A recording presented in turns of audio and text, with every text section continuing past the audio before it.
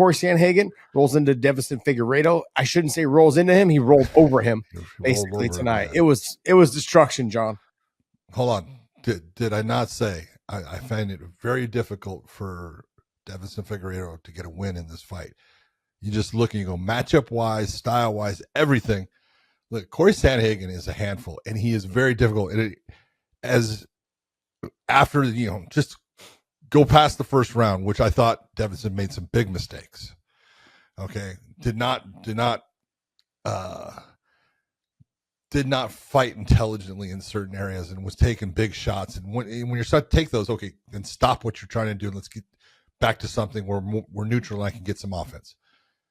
But when he came out for the second round, Josh, he was done. You could see it. He was lost. He had no ability to do anything against Cory. Cory was switching stances, moving in and out, and he was confused. You could see it on him. And it was like, it's done. This fight is just a matter of, okay, when's it going to end? And it ended in that round. But, I mean, you just look and you go, he's a good fighter. But when you have someone that can frustrate him, and we've seen it in other fights, he starts to have problems. He starts to just like panic in the fight. And I thought he basically just after the first round, it was over. Yeah, he had no answer for anything that Cory was doing. No. Even when he was on the bottom attacking ankles, like you should know well enough that like attacking the legs for a long period of time, you're just gonna get your face punched in. Ian Freeman style. Frank Mir, Ian Freeman. Like go back. And when you're hanging out on the legs, especially with somebody who is 5'11", 135 pounds, who can reach you standing up. All he's got to do is bend at the waist and he can still punch you in the face. And it's not like he doesn't have power. His ground and pound is nasty, Cory Sandhagen's. And he proved it. Like he was hitting him with some clean shots, some nice elbows. Dude, that elbow he hit him with, one was like, you went, beautiful. Oh, that one hurt, man. Yeah. I mean, just Cory looked so relaxed, so composed out there. Cory looked ready. He looked fantastic.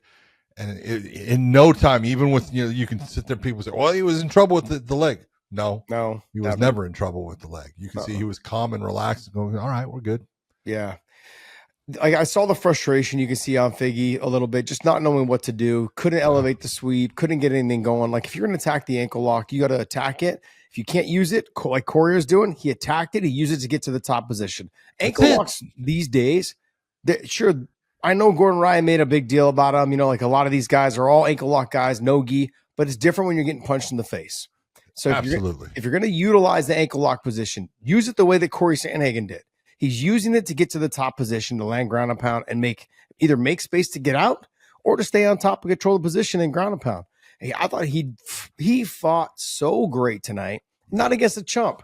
To me, when I look at Figgy, though, at 125, he was a weight bully. And I'm okay I think it's fine to say that. Look, if you can make the weight and still perform, more power to you, my man. Yeah. But to me, he's showing all the holes in his game at 135 because you're not a weight bully anymore. Now you have to rely on the technique. When you're at 125, you can weight bully these guys around and use your power and your strength to bully them all around the cage. And if you went into the later rounds, then you lost, like to Moreno and those guys. Yeah. But let's be honest, at 135, the level I think is a lot better at 135 than it is at 125. You've got 2 or 3 really good, 3 or 4 really good guys at 125. You've got the whole slew. You got 15. There's guys that are not even in the 15 that could jump up in there and give you a fight. It's true. And so when I look at Figgy, he's going to have to get better technically. I think at 38 years old, the time is going to be come and gone. He's just basically either needs to go back down to 25. I think he's going to stay at 35. It's not going to have much. He's not going to have much success at 135 moving forward. These guys are too good, all of them. And again, once they've kind of figured him out, they kind of figured out, okay, exactly how do you deal with him? It's going to be rough. It's just, it's so hard for people to understand. It's just each step that you make, especially in that 135 to 145 to 155, those are all killer weight classes. I agree. 170 is still killer, little bit of a drop off to it, but just those three, you have got to be on top of your game and not making mistakes in any fashion. Not easy to do. Does he deserve to be next after Sean O'Malley? Absolutely.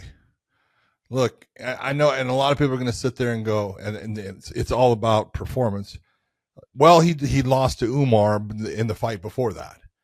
Yeah, he did. And look at how he came back and put himself right back into that position. Because if you take a look at what the UFC's rankings are for 135s, I mean, be honest. You got O'Malley is fighting Merab. Okay, then you got Peter Yan, you got Umar right there, and you got Cory right there. Well, Umar just lost, and he's got had to have his hands fixed. Okay, so he's kind of in the same position that Cory was. So you can sit there and say Peter Yan. Okay, I'm all right with that because he's kind of little resurgence. He's coming back. But who has not fought Merab or Sean? Yeah. Cory Sandhagen. Yeah. Peter Yan has. Yeah. I'm going Cory Sandhagen. Yeah. So Sean O'Malley's fighting Merab coming up next. Yeah. Yeah. After so that either fight, one. Yeah. Either one. But I'm also going to take it to another step further. Is that the UFC knows that Cory Sandhagen did them a solid by fighting Umar. Nobody wanted to fight Umar. Oh yeah. Let's not pretend like people were like lining up to fight Umar. Okay. No, he did them a solid. He took the fight. He made it a very competitive fight.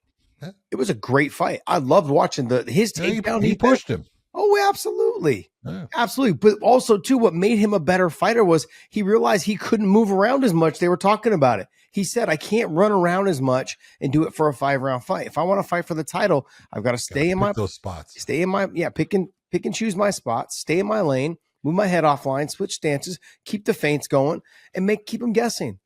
Use his craftiness to make these top-level fighters adjust to him versus him trying to adjust to them.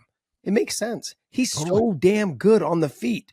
And he's so smart as a fighter. Yeah. Very, very smart. I mean, he's not only that, he's just extremely talented. He's gotten so much better on the ground. His takedown defense is phenomenal. I mean, he's really good. Yeah. Really good. So, I think after this fight, I think the UFC is like, hey, yo, you did us a solid with the Umar fight. Came back, got a good win, a dominant win. Looked fantastic. Moving on to the next thing, you'll probably fight the winner of Sean O'Malley and Merab. Which he deserves. I think he deserves it.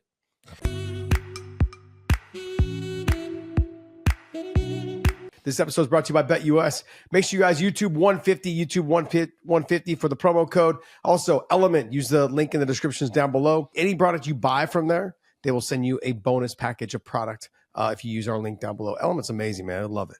And I want to say thank you, man. Thank you guys so much for continuing to support us.